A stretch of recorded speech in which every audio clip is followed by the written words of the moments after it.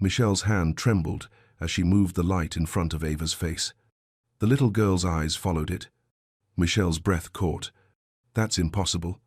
Every doctor said Ava Hudson was born blind. No cure, no hope, no chance.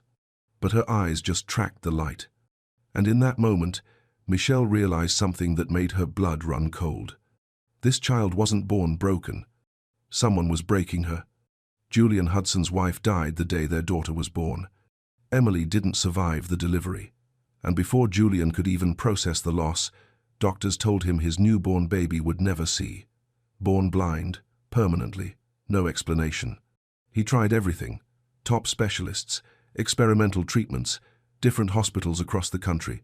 They all said the same thing, nothing could be done. So Julian took Ava home to a house that felt like a tomb. 4 years passed in silence, curtains always closed, medication given 3 times a day, like clockwork, a routine that led nowhere. Ava didn't smile, didn't reach for toys, didn't turn towards sounds.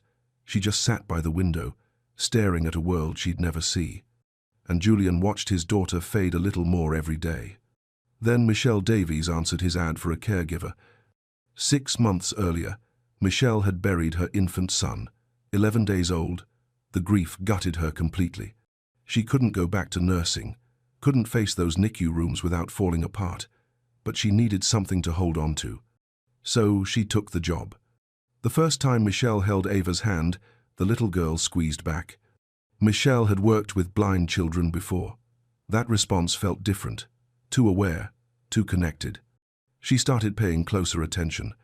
The way Ava's head would turn when Michelle entered the room, not toward sound, but toward movement. The way she'd blink when light hit her face. The way she'd smile when the sun came through the window. Then, one afternoon, Michelle came home and heard soft crying from the laundry room. She opened the door. Ava was sitting on the floor in the shadows, reaching desperately toward a thin crack of light, her eyes following it as it moved. Michelle knelt down, waved her hand through the beam. Ava's eyes tracked it. "Oh my God," Michelle whispered. "You can see." And she knew this child wasn't blind. Someone was making her blind. Before we go further, like, subscribe, and tell me where you're watching from. Because sometimes God puts the right person in the right place at exactly the right time. And what Michelle uncovered next didn't just save one little girl. It exposed a conspiracy that would shake the medical world and save dozens of children from the same fate.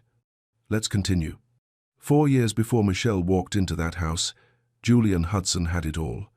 A wife he loved more than anything, a baby on the way, a life most people only dream about. Emily was 8 months pregnant when she started having contractions at dinner. They rushed to the hospital, laughing nervously, holding hands in the car. This was it. They were about to become parents. But something went wrong during delivery. The baby's heart rate dropped. Emily started hemorrhaging. Doctors rushed in. Julian was pushed out of the room. He stood in that waiting area for 3 hours, praying harder than he'd ever prayed in his life. When the doctor finally came out, Julian knew before he even spoke. "Mr. Hudson, your daughter is alive, but your wife.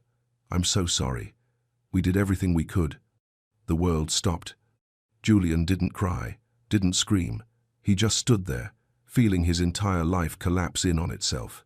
Then they brought him his daughter. Tiny, fragile, wrapped in a pink blanket. She had Emily's nose, Emily's chin, and she couldn't see him. The pediatrician delivered the second blow. "Your daughter has congenital optic nerve hypoplasia. She's completely blind. I'm sorry." Julian looked down at this baby, the only piece of Emily he had left, and felt something inside him break that would never fully heal. He named her Ava. Emily had picked the name months earlier. Dr. Marcus Whitmore came to see him that same day. They'd known each other for years. He was at Julian's wedding, a trusted family friend. "I'll take care of her," Marcus promised. "We'll start treatment right away. Specialized eye drops, medications. I won't give up on her." Julian clung to those words like a lifeline.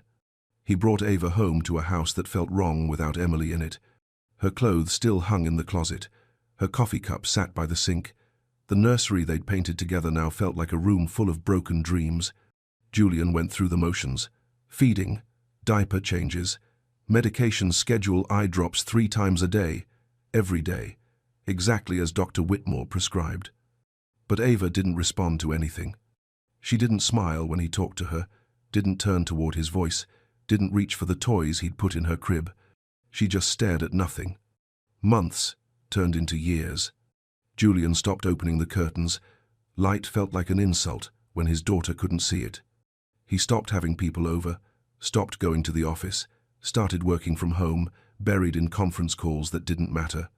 The staff moved quietly through the house, speaking in whispers, like they were afraid to disturb the grief that had settled into every room. Julian's days became a loop he couldn't break. Wake up, medication, doctor appointments that showed no progress, therapy sessions where Ava sat motionless, sleep, repeat.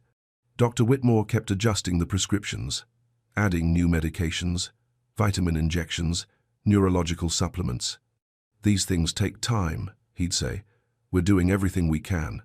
But nothing changed. Ava turned 2, then 3, then 4, and she still didn't see. Still didn't smile.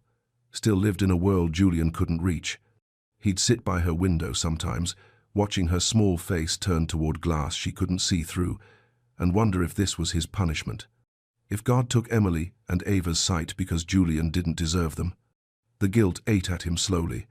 The what-ifs, the if-onlys. If only he'd gotten Emily to the hospital sooner.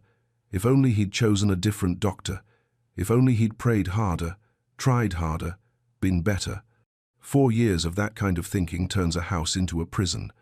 And Julian was serving a life sentence. Then one October morning, Michelle Davies walked through his door. She had sad eyes, the kind that recognized his pain without him having to explain it. When she told him she'd lost a child too, something shifted. Not hope. He'd buried that a long time ago. But something else. Something quiet. Maybe understanding. Maybe just the smallest crack in the wall he'd built around himself. He hired her, gave her the same instructions he'd given every caregiver before her. Follow Dr. Whitmore's medication schedule. Don't miss a dose. Don't get attached. But Michelle didn't follow those rules. She got attached the first day she held Ava's hand. And she started asking questions no one else had bothered to ask. Michelle's first week was all routine. Mrs. Chen walked her through everything. Ava's schedule was rigid, non-negotiable. 7 in the morning, wake up, eye drops. Breakfast with vitamin supplements mixed into her food. Mid-morning therapy exercises that Ava barely responded to. 1 o'clock, second round of eye drops. Afternoon, sensory activities, textures, sounds, things meant to stimulate a brain that seemed unreachable. 7 at night, final eye drops, neurological supplements with dinner, then bed. Every single day. For 4 years. Michelle followed the routine exactly, but she watched. She'd been a pediatric nurse long enough to know what blind children looked like, how they moved, how they responded to the world. Ava was different. On day 3, Michelle was cleaning Ava's room. She accidentally knocked a book off the shelf. It hit the floor with a soft thud. Ava's head turned before the sound. Michelle froze. Wait. She turned before it fell. She didn't say anything, just filed it away in the back of her mind. Day 5. Michelle walked into Ava's room wearing a bright yellow sweater. Ava's face changed, just slightly, like she registered something. "Hi, sweetheart," Michelle said softly. Ava tilted her head, not toward Michelle's voice, toward Michelle. It was small, but it was there. Michelle started testing things, quietly, carefully. She'd move around the room without making noise. Sometimes Ava would track her, sometimes she wouldn't. She'd open the curtains to let light in. Ava would blink, rapidly, like the brightness bothered her. One afternoon, sunlight poured through the window after days of clouds. Ava turned her face toward it and smiled. Michelle's heart skipped. Blind children could feel warmth. That was normal. But this felt like more than warmth. This felt like Ava saw the light. That night, Michelle couldn't sleep. She pulled out her laptop and started searching. Congenital blindness, reactions to light. Visual impairment, inconsistent responses. Blind children, developmental milestones. She read medical journals until 2 in the morning. watched videos of other blind children, compared their movements to Ava's. They were different. Ava was more aware, more connected, like she was trying to see through fog instead of complete darkness. Michelle looked at the medication bottles lined up on Ava's dresser, all prescribed by Dr. Whitmore. She picked one up, read the label. The names were long, medical, some she didn't recognize from nursing school. She took photos of every bottle, planned to research them later. The next day, Michelle tried something else. She brought colorful toys from the playroom, a red ball, a bright yellow stuffed duck, a blue rattle.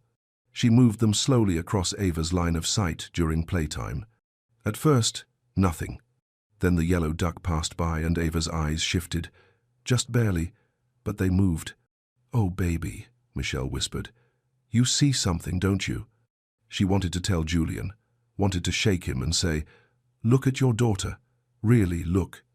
But she tried once. It was evening. Julian was in his study, door half open. Michelle knocked softly. "Mr. Hudson, can I ask you something?" He looked up from his computer, tired eyes barely focused. "What is it? Has Ava ever shown any response to visual things? Light? Movement?" His face hardened immediately. "No, never. The doctors were very clear. It's just, today I noticed she seemed to react when—" "Miss Davies," his voice went cold. "I've spent 4 years chasing maybes, every tiny movement, every small change, looking for signs that weren't there." He stood up, walked to the window. "I won't do that anymore. I can't. I understand, but please, just follow Dr. Whitmore's instructions. Give her the medication. Keep her comfortable. That's all I'm asking." Michelle left the study with a knot in her stomach. She went back to Ava's room, looked at that little girl sitting by the window, so still, so quiet. Something was wrong here. She felt it in her bones. That night, Michelle photographed every medication label, every dosage, every instruction. She didn't know what she was looking for yet, but she was going to find out. Because if there was even a chance, even the smallest possibility that Ava could see, Michelle wasn't going to let it go. She'd already lost one child. She wasn't going to watch another one disappear without a fight. Michelle waited until the house went quiet. Julian was in his study. Door closed. The staff had gone home for the night. Just her and Ava and the weight of a question she couldn't shake. She pulled out her laptop, opened the photos of the medication labels, started typing the names into medical databases. The first one came up: atropine sulfate ophthalmic drops, used for dilating pupils during eye exams. Standard dose, 0.01%. Michelle scrolled down to Ava's prescription strength, 0.5%. Her stomach dropped. That was 50 times stronger than normal. She kept reading. Side effects: severe light sensitivity, blurred vision, prolonged pupil dilation, in high doses, vision impairment. "No," Michelle whispered. "No, no, no." She checked the other medications. The vitamin supplements contained mild sedatives. The neurological medications were suppressants, things that dulled reflexes, made a child lethargic.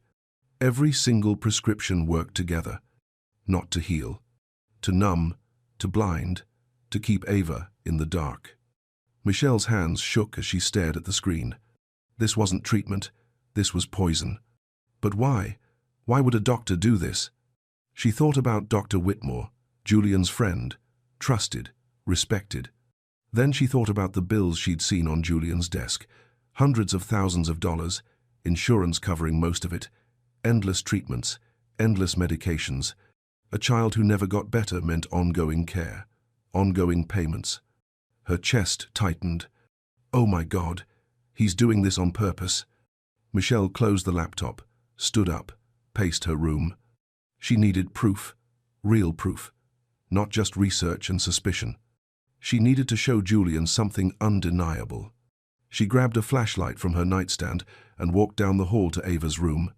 The little girl was awake, sitting up in bed, staring toward the window where moonlight filtered through thin curtains. "Hey, baby," Michelle whispered.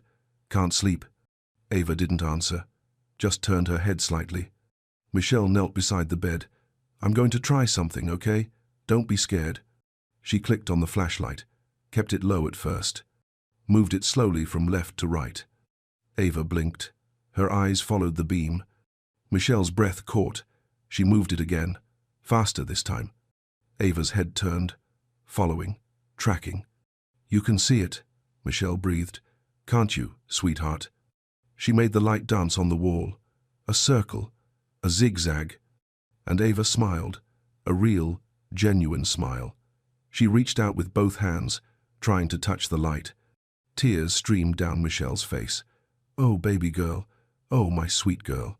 Then Ava did something that broke Michelle completely. She looked right at Michelle, focused, clear, and whispered, Mama? Michelle pulled her close, held her tight. I'm here. I'm right here. Mama, Ava said again, stronger this time. Pretty light. Yes, baby, it's pretty. And you can see it. You can see. Michelle rocked her gently, crying into her hair. I'm going to save you. I promise. No more medicine that hurts you. No more darkness. She pulled back, looked at Ava's face in the dim light. Those pale blue eyes weren't blank anymore. They were looking at her, really looking. I see you, Ava whispered. I see you too, Angel. That's when Michelle heard footsteps in the hallway. She turned. Julian stood in the doorway. His face was white, confused, then angry. He looked at the flashlight in Michelle's hand, the printed research papers on the dresser, the way Ava was looking at Michelle, really looking. What the hell are you doing to my daughter? Michelle stood slowly, heart pounding. This was it. Everything was about to change. Mr. Hudson, she said quietly, I need you to listen to me. Your daughter isn't blind. Get out. She can see. And the medication you've been giving her. I said get out of my house. Michelle picked up the flashlight, turned it on, held it in front of Ava. The little girl smiled, reached toward the light, her eyes tracking it perfectly. Julian's legs buckled. He grabbed the doorframe to keep from falling. That's not. She can't. His voice broke. The doctors said. Michelle's voice was steady, gentle. The doctors lied. Julian sank to the floor, just dropped to his knees right there in the doorway. He stared at his daughter, at the way her eyes followed the light, the way she reached for it, smiled at it. 4 years of darkness, and she could see. I don't understand, he whispered. They told me. Marcus told me. Michelle knelt beside him, handed him the printed research. Look at these medications. Really, look. Julian's hands shook as he read, his eyes scanning the words, the dosages, the side effects. Severe light sensitivity, blurred vision, vision impairment. No, he breathed. No, this has to be wrong. It's not wrong, Mr. Hudson. These aren't treating her, they're hurting her. Julian looked up at Michelle. His eyes were red, broken. Marcus prescribed these. He was at my wedding. He held Ava when she was born. He's my friend. I know. He wouldn't. He couldn't. But even as he said it, doubt crept in. The years of no progress, the endless appointments, the massive bills. Always more medications, always more treatments, never any results. Julian's voice cracked. Oh God, what have I done? This isn't your fault. I gave her this poison, every day, for 4 years. I trusted him and His words dissolved into sobs. Michelle put a hand on his shoulder. You trusted a doctor. That's what parents do. I should have questioned it. Should have. You were grieving. You were drowning. You did what you thought was right. Julian looked at Ava. She was watching him now, really watching. Her little face turned toward his voice, her eyes trying to focus. Daddy, she whispered. Julian's whole body went still. He stared at her. What did you say? Daddy. Clearer this time. He crawled to her bedside, took her small hands in his. Baby, can you see me? Ava squinted. Her vision wasn't clear, but she was looking at him, at his face. Daddy's sad, she said softly. Julian broke completely, pulled her into his arms and sobbed into her hair. 4 years of silence. 4 years of believing she'd never know him, never see his face, never say his name. and she'd just said Daddy. Michelle backed away quietly, gave them space, watched this father hold his daughter like he was afraid she'd disappear. After a long moment, Julian looked up. His face was wet, raw. "What do we do?" he asked. "If we stop the medications? What if it hurts her? What if we don't stop them?" Michelle said gently. "What if every day we wait, we're hurting her more?" Julian looked at the medication bottles on the dresser, all lined up, 4 years of routine. He stood slowly, walked over, picked them up one by one. "No more," he said quietly. "No more of this." He looked at Michelle. "Starting tomorrow, we stop everything. What about Dr. Whitmore?" Julian's jaw tightened. "I'll deal with Marcus." But even as he said it, something cold settled in his chest. If Marcus had done this deliberately, if he'd been poisoning Ava for years, then this wasn't just malpractice. This was something darker. "Mr. Hudson," Michelle said carefully, "if he did this on purpose, we need to be careful. We need proof." Julian nodded. His mind was already spinning, already thinking through what came next. But right now, in this moment, only one thing mattered. He turned back to Ava. She was still looking at him, still trying to focus on his face. "Hi, baby girl," he whispered. "Hi, Daddy." And for the first time in 4 years, Julian Hudson felt something he'd thought was gone forever. Hope. The first morning, without medication, Julian didn't sleep at all. He sat in a chair beside Ava's bed, watching her breathe, terrified. What if Michelle was wrong? What if stopping the medication made things worse? But when Ava woke up, something was different. Her eyes opened clearer, more focused. She looked around the room like she was seeing it for the first time. "Daddy?" Julian leaned forward. "I'm here, baby." "Window," she pointed. "Bright." Julian's throat tightened. She could see the window, see the morning light coming through. "Yes, sweetheart, that's the sun." Ava smiled. A real smile, not the blank, distant expression he'd seen for years. She was waking up. By day 3, the changes were undeniable. Ava started reaching for things. Her cup, her stuffed bear, the blanket on her bed. Not guessing, actually reaching for what she saw. Michelle brought her colorful picture books. Ava pointed at the images. Red, blue, yellow. "That's right, baby," Michelle said, tears in her eyes. "Those are colors. Pretty colors." Julian watched from the doorway, watched his daughter come alive in ways he'd stopped believing were possible. She wasn't just seeing light anymore. She was seeing shapes, colors, faces.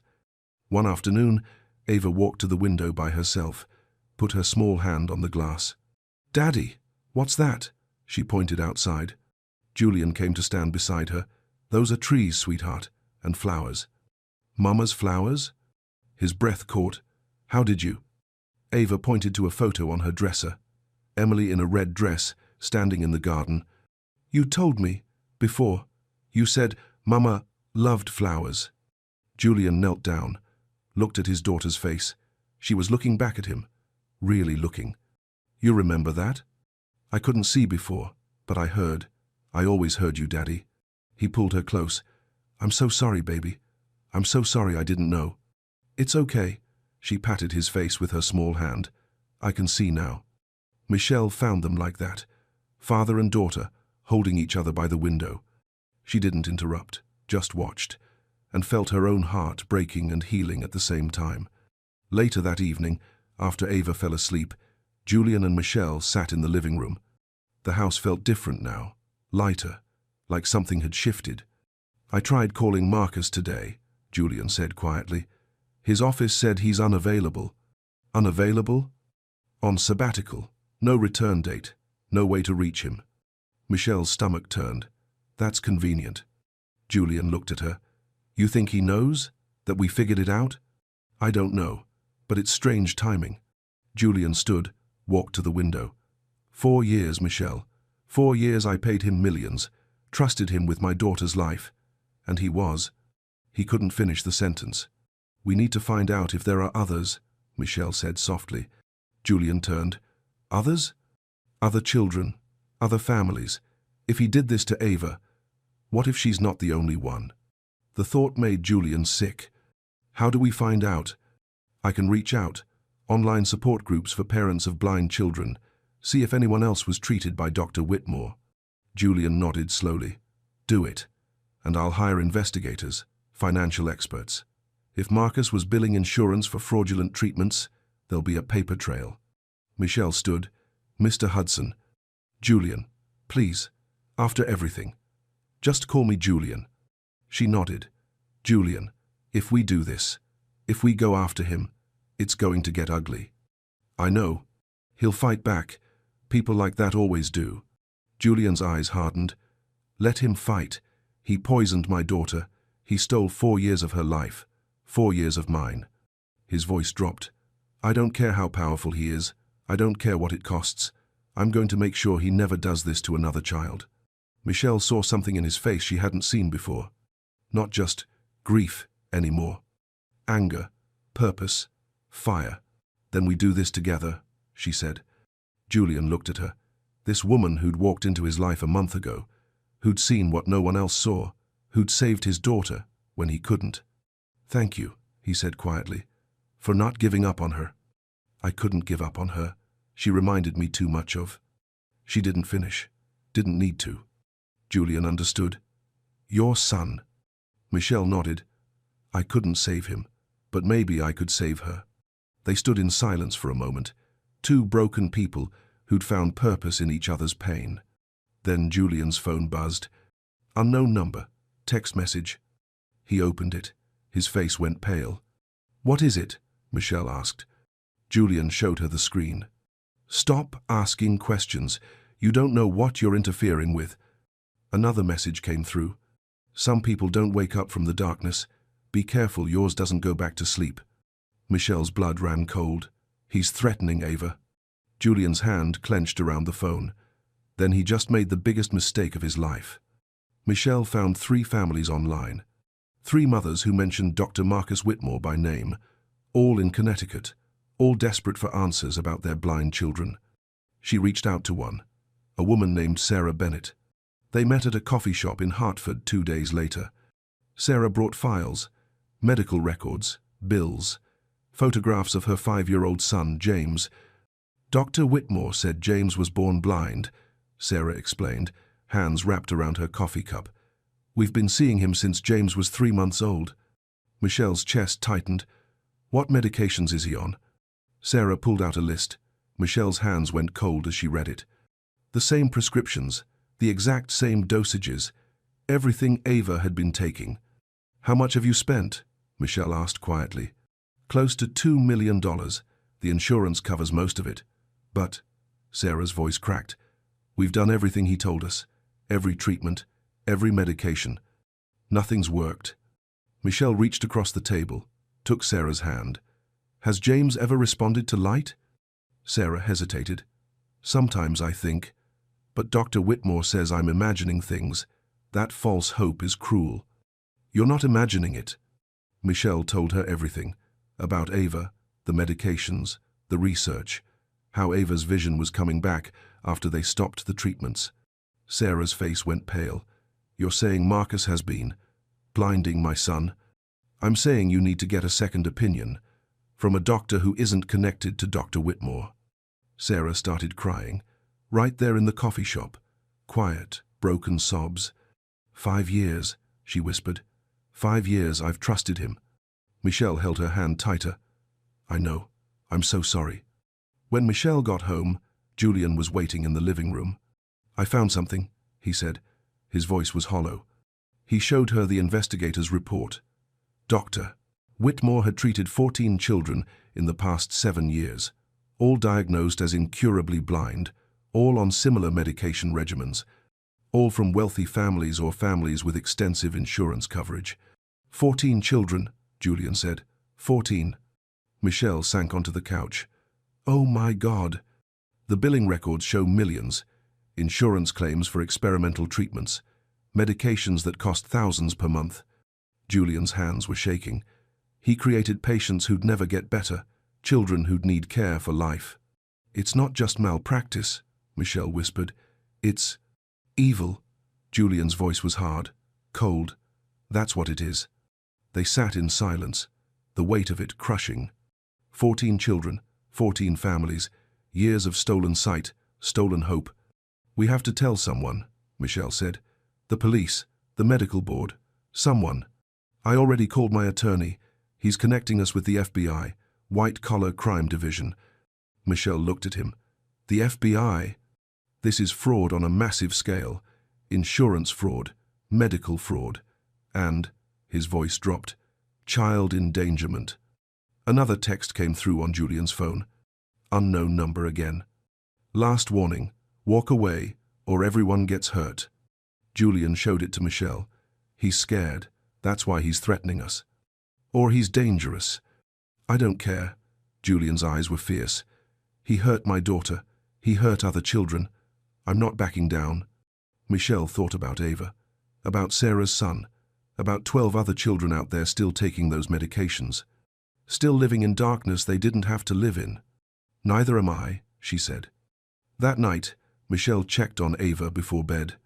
The little girl was asleep, curled up with her stuffed bear, her face peaceful, no longer blank. Michelle sat on the edge of the bed, brushed hair from Ava's forehead. "You're safe now, baby," she whispered. "I promise." But even as she said it, fear coiled in her stomach. Dr. Whitmore was out there somewhere, watching, threatening, and they were about to go to war with him.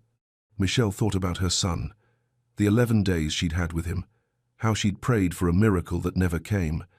Maybe this was her miracle, not bringing her son back, but saving someone else's child. Saving 14 children. She kissed Ava's forehead. "I won't let him hurt you again." When she left the room, Julian was standing in the hallway. "Can't sleep either?" he asked. "No." They walked downstairs together, sat in the dim living room. "I keep thinking about Emily," Julian said quietly, "about what she'd say if she knew." "What would she say?" "That I should have seen it sooner, should have protected Ava better." Michelle shook her head. "She'd say you're protecting her now. That's what matters."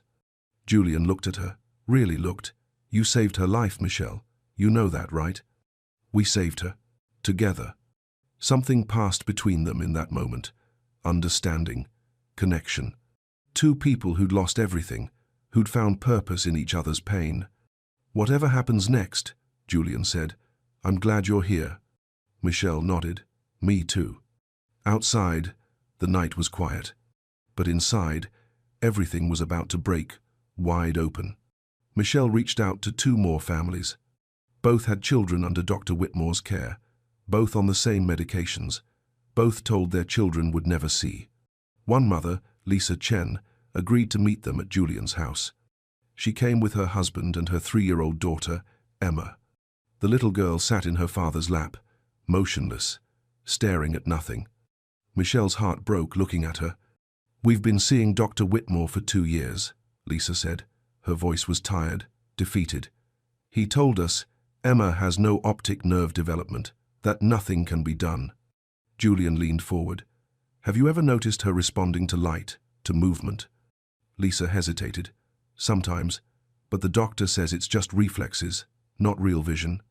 Michelle knelt in front of Emma, pulled out a small flashlight. "May I?" she asked the parents. They nodded. Michelle clicked it on, moved it slowly in front of Emma's face. The little girl's eyes followed it. Lisa gasped. She just... "She can see it," Michelle said gently.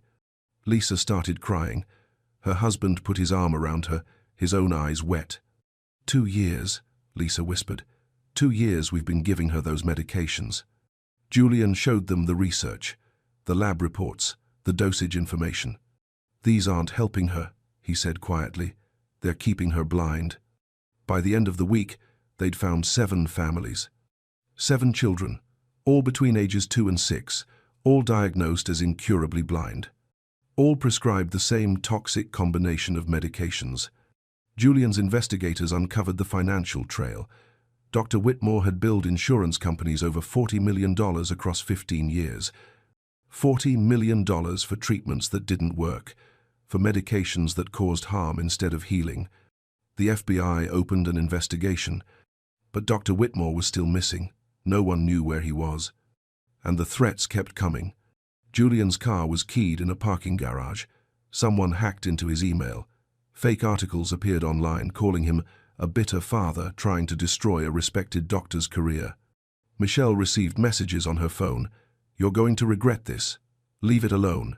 Accidents happen." One morning, Michelle came downstairs to find Ava sitting at the kitchen table with Julian. They were looking at a picture book together. Ava was pointing at the images, naming colors. "That's green, Daddy, like the trees outside." "That's right, baby." Ava looked up and saw Michelle. Her whole face lit up. "Mama!" She'd started calling Michelle that a week ago, and every time, it made Michelle's chest ache in the best way. "Good morning, sweetheart." Ava ran to her, wrapped her small arms around Michelle's legs. "I love you, Mama." Michelle picked her up, held her close. "I love you too, baby girl." Julian watched them, something soft in his expression. Later, after Ava went to play in her room, Julian poured coffee for both of them. "She's getting stronger every day," he said. "I know. Her vision's still not perfect, but she can see colors now, shapes, faces." Michelle nodded. "It's a miracle." "No." Julian looked at her. "You're the miracle. You saved her when I couldn't. You would have figured it out eventually." "No, I wouldn't have." His voice was honest, raw. "I'd given up. I was just existing, going through motions." He set down his cup. "You brought life back into this house, into my daughter, into me." Michelle felt her throat tighten.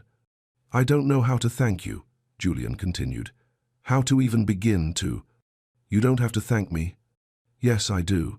He stepped closer. "Michelle, you've given me everything back. My daughter, my hope, my reason to keep going." Something shifted in the air between them. "I know this isn't the time," Julian said quietly. "We're in the middle of a fight. Everything's chaos. But I need you to know."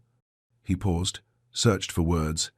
"You're not just Ava's caregiver anymore. You're family. You're everything." Michelle's eyes filled with tears.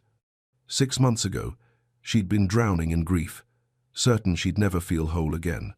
Now she stood in this kitchen, with this man and his daughter, and felt something she thought was gone forever. Purpose, connection, love. "You're my family too," she whispered. Julian reached out, took her hand. They stood like that for a moment, two broken people who'd found healing in each other. Then Ava's voice called from upstairs, "Mama, Daddy, come see." They went upstairs together, found Ava standing at her window, pointing outside. "Look, the flowers are blooming." Julian and Michelle looked out at Emily's garden, the one that had been overgrown and forgotten for years. Spring had brought it back to life. Tulips, daffodils, colors everywhere. "Your mama planted those," Julian told Ava softly. "They're beautiful," Ava said. Then she looked up at Michelle. "Can we go outside? I want to see them up close." Michelle smiled through tears. "Yes, baby, we can go see them." The three of them walked down to the garden together. Ava ran ahead, laughing, touching the flowers, marveling at colors she'd spent years unable to see. Julian stood beside Michelle, watching his daughter discover the world. "Emily would have loved this," he said quietly. "I think she's watching," Michelle replied. "I think she knows Ava's okay now." Julian took Michelle's hand, squeezed it. They stood in Emily's garden, watching Ava spin in the sunlight, and felt something neither had felt in years. Peace. But they both knew this peace wouldn't last. The fight was just beginning, and Dr. Marcus Whitmore was still out there, hiding, planning, waiting. The story hit the New York Times on a Tuesday morning. Prominent pediatric ophthalmologist accused of deliberately blinding children in multi-million-dollar fraud scheme. By noon, it was everywhere. Every news channel, every website, social media exploding with outrage. Julian's phone rang non-stop. Reporters, lawyers, parents from across the country asking if their children had been victims too. Michelle sat with Ava in the living room, trying to keep her calm while chaos erupted outside. News vans lined the street, cameras pointed at the house. "Mama, why are all those people here?" Ava asked. Michelle pulled her close. "Because we're helping other children, baby. Children like you. Children who couldn't see?" "Yes, sweetheart." Ava was quiet for a moment, Then she said, "I'm glad they're going to see now too." Michelle kissed the top of her head. This child who'd suffered for 4 years was worried about other children. Julian came in from his study. His face was tight. They found him. Michelle looked up. Whitmore. FBI picked him up at a private airport in New Jersey. He was trying to leave the country. Relief and rage warred in Michelle's chest. Good. There's more. Julian sat down heavily. They found records. 14 children confirmed. Maybe more. And it wasn't just him. What do you mean? 2 other doctors were involved, and a pharmaceutical company executive. They had deals, kickbacks, create lifelong patients, split the insurance money. Michelle felt sick. How could they? I don't know. Julian's voice was hollow. I don't understand how people do this. The next few weeks were a blur. Dr. Whitmore was charged with 47 counts of fraud, conspiracy, and child endangerment. The trial was set for 4 months out. But more families kept coming forward. 19 children total. 19 families destroyed by greed disguised as medicine. Julian and Michelle were asked to testify before Congress, a hearing on medical fraud and patient protections. They sat at a long table, microphones in front of them, cameras everywhere. Julian spoke first, his voice steady but filled with emotion. My daughter spent 4 years in darkness because a man I trusted saw her as a paycheck, not a child, not a human being, a revenue stream. He paused, gathered himself. How many other children are out there right now, taking medications that hurt instead of heal, trapped in systems that profit from their pain? The room was silent. Then Michelle spoke. I lost my son 6 months before I met Ava, and I thought that pain, that grief had no purpose, that it was just emptiness. Her voice caught. But God put me in that house for a reason. He gave me eyes to see what others missed, not because I'm special, but because I'd already lost everything. So I had nothing left to lose by asking questions. She looked directly at the camera. If you're a parent and something feels wrong, trust that. Ask questions. Demand answers. Don't let anyone tell you that your instincts don't matter. The hearing ended with standing applause. That night, Julian found Michelle in Emily's garden. She was sitting on a bench, watching Ava chase fireflies in the twilight. You were amazing today, he said, sitting beside her. So were you. They watched Ava together, her laughter filling the air, her eyes tracking the blinking lights. I never thought I'd hear her laugh like that, Julian said quietly. She's free now. Because of you. Michelle shook her head. Because God didn't give up on her. Even when we couldn't see the way forward, he did. Julian took her hand. Michelle, I need to tell you something. She turned to look at him. When Emily died, I thought my life was over, that the best parts were behind me. His voice was thick with emotion. But you brought light back into the darkest place I've ever been. Julian, I love you. The words came out raw, honest. I love the way you love my daughter, the way you fought for her, the way you see the world. Tears slid down Michelle's cheeks. I know it's complicated, he continued. I know we've been through hell together, but I can't imagine my life without you in it anymore. Michelle touched his face. I love you too. I think I have for a while now. He leaned his forehead against hers. Will you stay? Not as Ava's caregiver, as my partner, my family. Yes, she whispered. Yes. Ava ran over, breathless and smiling. Mama, Daddy, did you see the lights? Julian scooped her up. We saw, baby girl. They're so pretty. Everything's so pretty now. Michelle wrapped her arms around both of them. And standing there in that garden, the 3 of them together, she felt it. Redemption. Not the kind that erases pain, but the kind that transforms it into something beautiful. Something worth fighting for. Dr. Marcus Whitmore was sentenced to 25 years in federal prison. The judge's words were final. You betrayed the most sacred trust in medicine. You harmed children for profit. This court shows you no mercy. Julian sat in that courtroom with Michelle beside him and felt something release in his chest. Not joy, not satisfaction, just closure. Justice had been served, but it couldn't give back the years, couldn't undo the damage. All they could do was move forward. 6 months later, Julian and Michelle stood in Emily's garden, the same garden where Julian had proposed. This time, folding chairs lined the grass. Close friends, the families they'd helped, the prosecutors who'd fought for justice, and Ava wearing a white dress with flowers in her hair holding a basket of petals.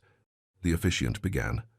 We're gathered here today to witness the joining of two people who found each other in the darkest season of their lives. Julian looked at Michelle. She was crying already. Happy tears this time. He took her hands. I thought I'd lost everything, he said, his voice thick. My wife, my hope, my daughter's future. But God had a plan I couldn't see. He brought you into our lives when we needed you most, and somewhere along the way, you became my everything. Michelle squeezed his hands. I thought my pain had no purpose, that losing my son was just senseless tragedy. Her voice broke. But God used that grief to save your daughter, to save other children. He took my broken heart and made it into something that could heal. She wiped her eyes. You and Ava didn't just give me a family. You gave me a reason to believe again. When they kissed, Ava cheered loudest of all, threw petals in the air that she could finally see. Later, at the reception, Sarah Bennett approached them with her son James. The little boy was wearing glasses now, running around with other kids, laughing. He starts school next month, Sarah said, tears in her eyes. Real school, with other kids, because of you. Because we all fought together, Michelle replied. Other families came, shared their stories, their children's progress. Emma Chen was painting now, colors everywhere, making up for lost time. A 6-year-old boy named Michael was learning to read, large print books, but reading. Not every child regained full vision. The damage had been done. But they were all seeing more than they had, living more fully. And new laws were being passed because of them. Mandatory second opinions, prescription oversight, patient protections. Ava's Law, they called it in New York. One life saved had become dozens. Dozens had become systemic change. That evening, after the guests left, Julian and Michelle stood at Ava's bedroom door. She was asleep, her stuffed bear tucked under one arm, moonlight streaming through the window she'd spent years sitting beside in darkness. I used to stand here and pray for a miracle, Julian whispered, begged God to heal her. He did, Michelle said softly, just not the way you expected. Julian pulled her close. He sent you. They adopted Ava together the following month, made Michelle her legal mother in every way. When the judge finalized it, Ava threw her arms around Michelle's neck. You're really my mama now. I've always been your mama, baby. Now it's just official. 1 year later, Michelle found Julian in his study late at night. Can't sleep? She asked. Just thinking. He gestured to his computer screen. The Emily Hudson Foundation website, testimonials from families they'd helped, photos of children who were thriving now. 23 children recovered partial vision. 14 families received financial restitution. Laws changed in 8 states. He looked at Michelle. All because you refused to look away. All because God put me exactly where I needed to be. She sat on his lap, rested her head against his. You know what I realized? What? My son lived 11 days. That's all I got. But those 11 days taught me to recognize suffering, to fight for children who can't fight for themselves. Her voice was gentle. He had a purpose. Even though he's gone, his life meant something. Julian kissed her forehead. He'd be proud of his mama. They went upstairs together, checked on Ava one more time. She was sprawled across her bed now, growing so fast. 7 years old, 1st grade, art class twice a week, friends who came over for playdates. A normal childhood. He searched every room. The nursery? Empty. The kitchen? Empty. The entire mansion, silent.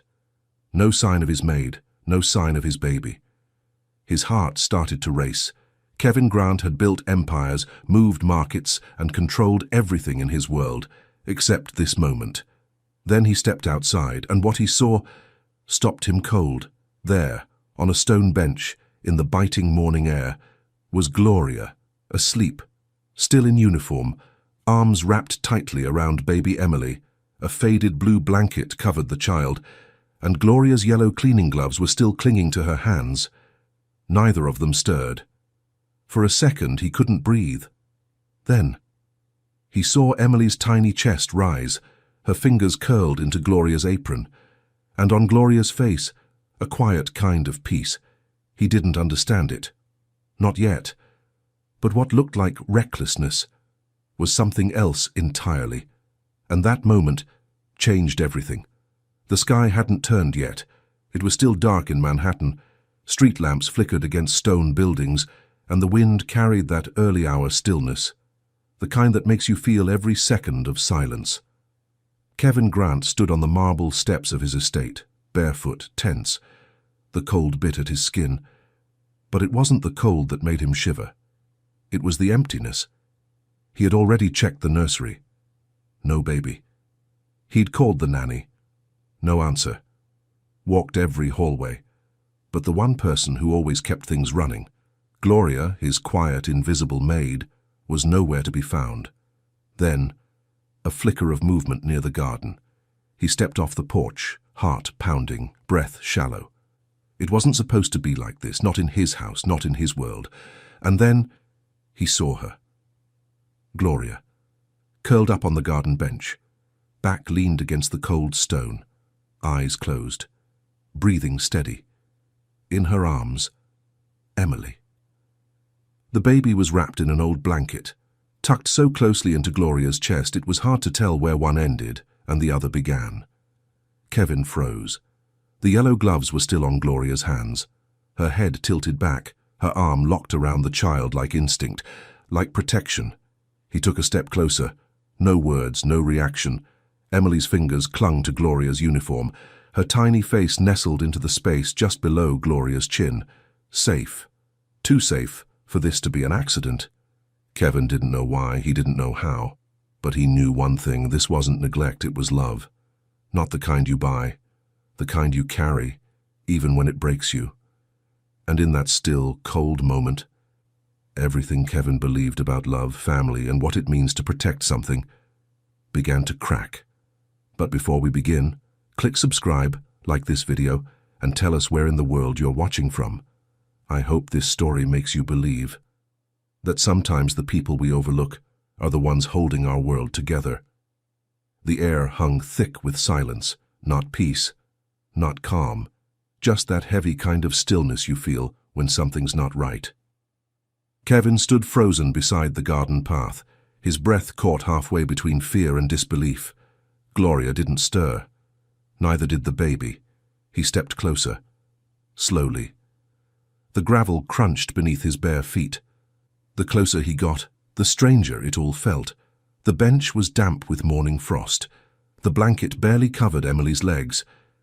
And Gloria. She looked like she hadn't meant to sleep, just hadn't had the strength to stay awake.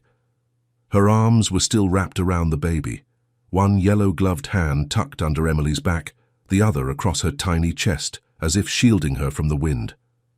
Kevin's mind raced. Why was his daughter out here? Why didn't anyone wake him? Where was the stuff? Why didn't she knock on his door? But none of those questions made it past his lips, because in that moment, all he could see was the way Emily's small body rose and fell gently against Gloria's.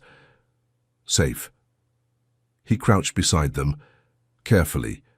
His hand hovered near the child's back, unsure whether to lift her or let her stay. Gloria's eyes fluttered. She blinked, dazed, then saw him. She jolted upright, panic flashing across her face. "I'm sorry," she whispered, breathless. He held up a hand, not in anger, just confusion. "Why?" That was all he could manage. Gloria looked down at Emily, then back at him. Her voice cracked. "She was cold, sir. The heat, it stopped working. She cried for hours. I didn't know what else to do." She didn't defend herself, she didn't explain beyond that. She just said it. And Kevin, who had always believed every problem had a solution, every mistake a price, felt something inside him shift. Gloria wasn't trying to impress him. She wasn't even trying to be forgiven. She was just tired.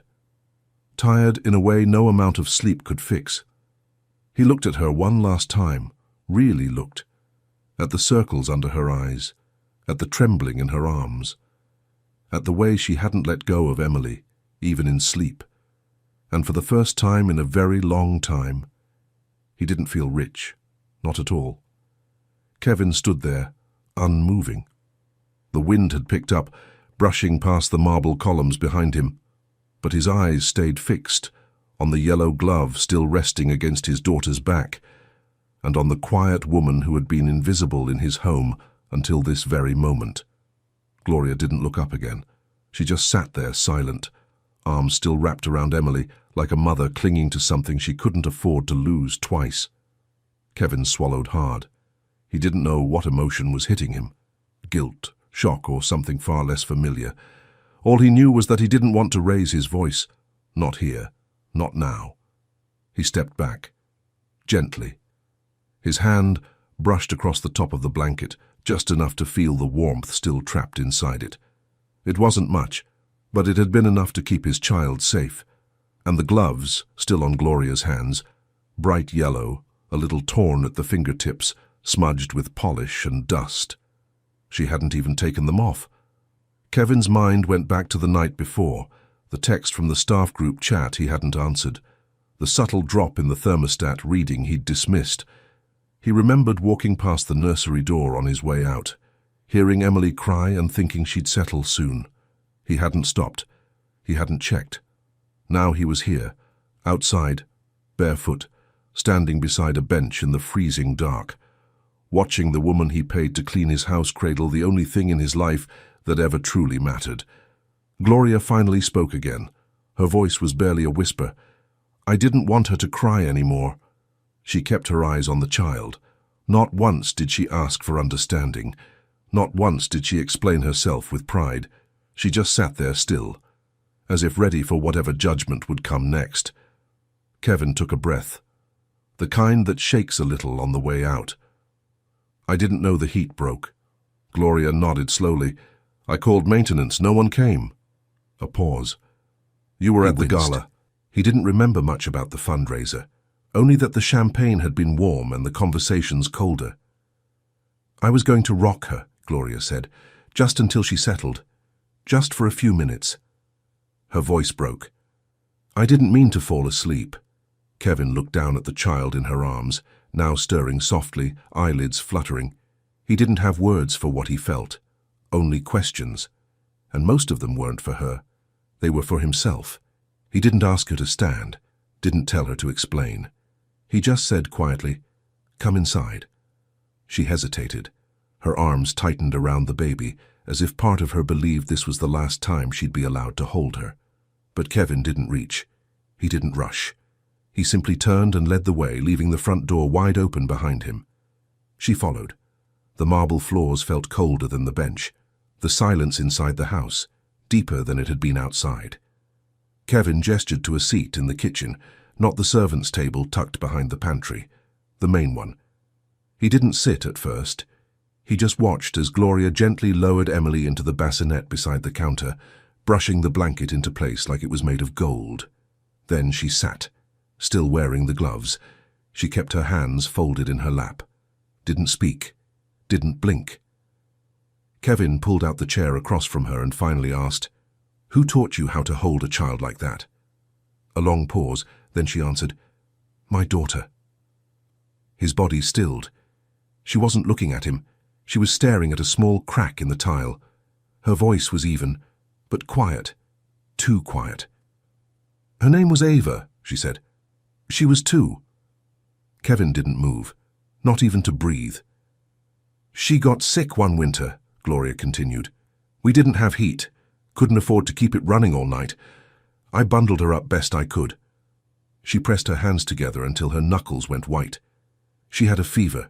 I tried to bring it down. Wet towels, cold rags. I stayed up holding her, just like I held Emily tonight. I prayed she'd make it to morning." Her throat tightened. "But when I woke up, she was gone." She looked up then just once, and Kevin saw it, the grief she carried like breath. "I failed her." 3 words. That's all. But they landed harder than anything he'd heard in years. And since that day, she whispered, I told myself, like if I ever held another child, I wouldn't let go, not for anything, not even sleep. Silence filled the room again, except this time, it was sacred. Kevin glanced at the bassinet. Emily was still sleeping, and he realized something that pulled at a part of him he didn't know existed. This woman hadn't just saved his child. She was still trying to save her own. He didn't speak for a long time, not because he didn't have words, but because none of them felt worthy. Gloria sat still across the table, eyes lowered, hands folded, gloves still on. The same gloves she wore to scrub the marble floors, the same hands that had held his baby like something irreplaceable. Kevin stood quietly and walked to the edge of the room. He didn't know why. Maybe to breathe, maybe to hide the sting behind his eyes. He'd never asked about her life, never wondered where she went after hours, never noticed when she skipped breaks or stayed late. She was just there, like the furniture, like the silence. But that morning something shifted. He found himself watching her. Later that day, as the sun pushed through the kitchen windows, he passed by the nursery door and paused. Gloria was inside, holding Emily again. Not because she had to, she had already worked through the night, but because Emily reached for her. Her small hands gripped Gloria's collar like instinct, like trust. Gloria rocked gently in the chair by the window, humming low, brushing her fingers across the baby's cheek with the kind of care you can't fake, the kind that doesn't clock out. Kevin didn't go in. He just watched. He watched her fold baby clothes on the floor, one tiny sock at a time, watched her pick up dropped toys with a patience no one taught her, watched her rub circles on Emily's back until the child melted into her chest like she belonged there. That night he checked the time cards. Gloria hadn't taken a single day off in almost 7 months. No complaints, no requests. She just showed up, did her job, and somewhere in the cracks of routine, gave his daughter the one thing he hadn't: presence. He thought about the baby's first laugh. He hadn't been home. The first time she crawled. He'd seen it on a nanny cam. But Gloria, she was there. Always there. And for the first time in his life, Kevin Grant, who had built a life on strategy, data, and distance, felt completely, uncomfortably close. Not to failure, but to truth, because the woman he'd barely noticed had been holding his daughter's heart in her hands all along, and somewhere deep inside, he wondered how many more moments he had missed, because he hadn't known what love really looked like. The house was warmer now, not because of the heat, because Kevin had started noticing things. He walked slower through the halls, listened more during breakfast, found himself standing outside the nursery door more often than he used to. But while something in him was softening, not everyone in the house saw it that way. They saw Gloria, and they whispered, "She's too close to the child." Crossing lines. "She's the maid, not the mother." The words floated through the kitchen, folded into side glances, and carried by voices that never said anything to her face. But Gloria heard them. She always heard them. She moved a little quieter after that. Took longer to knock before entering rooms. Avoided eye contact when she handed Emily over. One afternoon, Kevin's sister stopped by. She was holding a glass of wine, eyes sharp. "You trust her too much," she said casually, like it was an observation, not an accusation. "She sleeps in staff quarters. She works all hours. You're blurring lines, Kevin." He didn't respond right away, because deep down, he knew it wasn't lines that were being blurred. It was something deeper than rules, something no policy could explain. That night, Gloria stayed later than usual. Emily had a fever, mild, but Gloria didn't leave her side. When the baby finally drifted off, Gloria slipped out of the room, quiet as ever. She walked down the hall, past the kitchen, and stopped, because there it was again, her name, spoken in a tone that wasn't kind. She thinks she belongs here. She's trying to be something she's not. Gloria didn't cry. She didn't go back to her quarters. She went to the laundry room, sat on the wooden bench near the dryer, hands folded, heart heavy. The next morning, Kevin found a note on the kitchen counter. It wasn't long. Just a thank you, a goodbye, and a quiet promise that she didn't want to cause trouble. Her small suitcase was already packed by the door. She didn't want to be talked about, didn't want to be a burden, didn't want to stay where she wasn't wanted. But before she could reach the gate, Kevin was already waiting, Emily in his arms. No words at first, just the wind between them. Then, softly, "You don't leave the place you belong." He stepped closer, placing the baby gently back in Gloria's arms. "You're not just her nanny," his voice broke. "You're her heart." The house was asleep. For once there were no whispers, no questions, no lines being drawn in quiet corners. Gloria was still awake. She always was. She sat beside the crib, watching Emily breathe. One soft rise, one soft fall. The fever from the day before had passed, or so they thought. But then, a sound, not a cry, not a whimper, just silence. Too long, too still. Gloria leaned over the crib, her breaths short, labored, her tiny hands twitching beneath the blanket. Panic hit fast, but Gloria didn't scream. She lifted the baby gently into her arms and held her close. Kevin was already on his way. Something in him had pulled him from sleep. He turned the hallway corner just as Gloria opened the nursery door. He saw her face first, and then the baby. "Call a doctor," she said, voice shaking. He didn't ask questions, didn't hesitate. Within 20 minutes the nursery was full. Machines, wires, cold voices, urgent orders. Kevin stood near the window, helpless. Money moved fast, but not fast enough. Nothing was working. The fever climbed. Emily's skin turned pale. Her breath slowed again. Kevin looked at the doctor, and in that brief second of eye contact, he saw fear, real fear. And then Gloria stepped forward. She didn't ask. She didn't wait. She reached for Emily.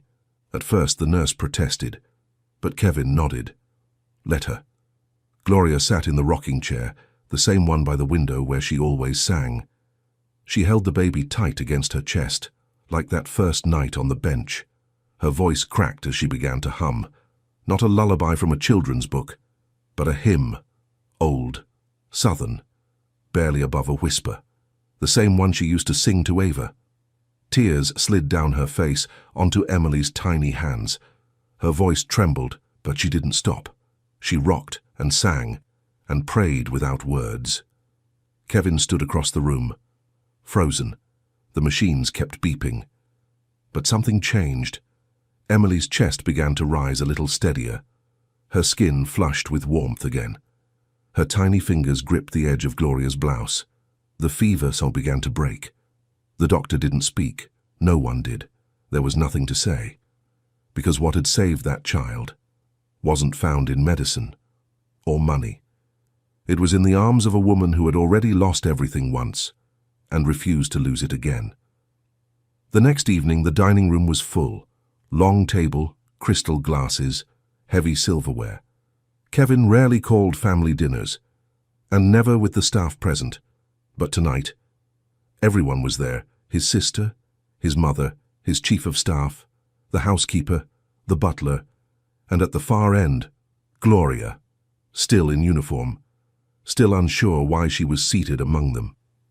She sat with her hands in her lap, shoulders pulled in, as if she might vanish if no one looked directly at her. Kevin stood at the head of the table, silent. For a long time, no one spoke. Then, his voice cut through the air, low, steady.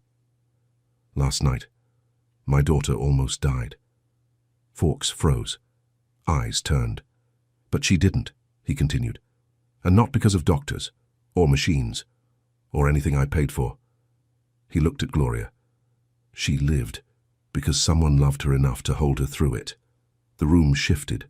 Someone cleared their throat. Someone else stared at their plate. Gloria didn't move.